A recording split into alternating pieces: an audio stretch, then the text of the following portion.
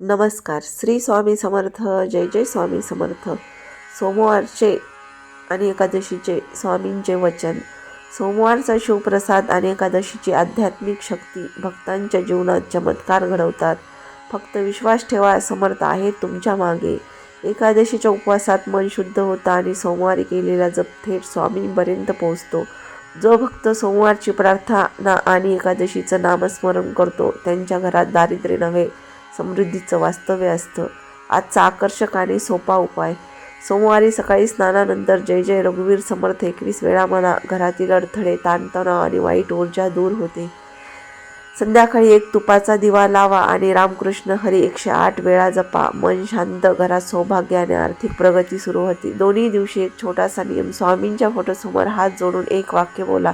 स्वामी, माझ्या घरात आनंद आणि शांती टिकून ठेव. हे अतिशय प्रभावी मानलं जातं.